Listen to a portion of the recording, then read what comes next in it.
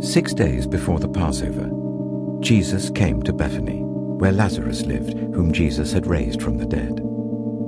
Here a dinner was given in Jesus' honor. Martha served, while Lazarus was among those reclining at the table with him. Then Mary took about half a liter of pure nard, an expensive perfume. She poured it on Jesus' feet and wiped his feet with her hair, and the house was filled with the fragrance of the perfume. But one of his disciples, Judas Iscariot, who was later to betray him, objected. "Why wasn't this perfume sold and the money given to the poor? It was worth a year's wages." He did not say this because he cared about the poor, but because he was a thief. As keeper of the money bag, he used to help himself to what was put into it. "Leave her alone," Jesus replied. "It was intended that she should save this perfume for the day of my burial. You will always have the poor among you, but you will not always have me." Meanwhile, a large crowd of Jews found out that Jesus was there and came not only because of him, but also to see Lazarus, whom he had raised from the dead. So the chief priests made plans to kill Lazarus as well, for on account of him, many of the Jews were going over to Jesus and believing in him.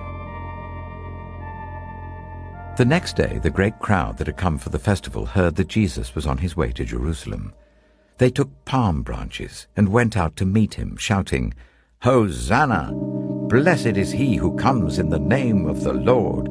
Blessed is the King of Israel." Jesus found a young donkey and sat upon it, as it is written, "Do not be afraid, daughter Zion. See, your king is coming, seated on a donkey's colt." At first, his disciples did not understand all this. Only after Jesus was glorified did they realize that these things had been written about him, and that these things had been done to him. Now the crowd that was with him when he called Lazarus from the tomb and raised him from the dead continued to spread the word.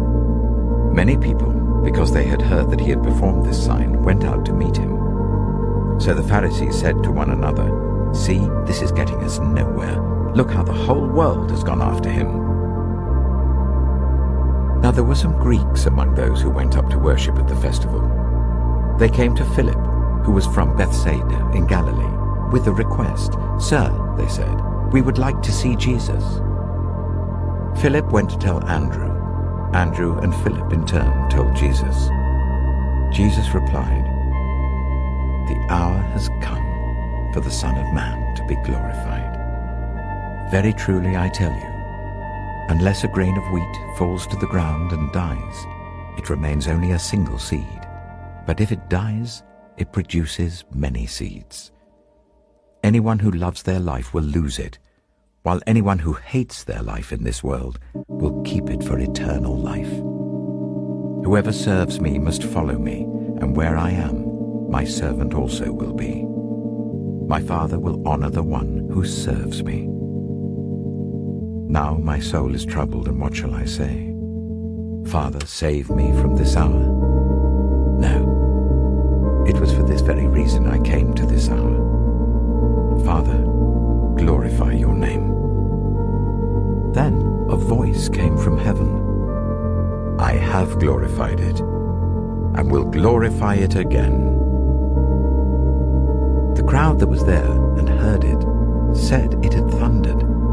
Others said an angel had spoken to him. Jesus said, "This voice was for your benefit, not mine. Now is the time for judgment on this world. Now the prince of this world will be driven out. And I, when I am lifted up from the earth, will draw all people to myself." He said this to show the kind of death he was going to die. The crowd spoke up. "We have heard from the law that the Messiah will remain forever, so how can you say the Son of Man must be lifted up? Who is this Son of Man?" Then Jesus told them, "You are going to have the light just a little while longer. Walk while you have the light, before darkness overtakes you. Whoever walks in the dark does not know where they're going. Believe in the light while you have the light, so that you may become children of light." When he had finished speaking, Jesus left and hid himself from them. Even after Jesus had performed so many signs in their presence, they still would not believe in him. This was to fulfill the word of Isaiah the prophet. Lord, who has believed our message, and to whom has the arm of the Lord been revealed?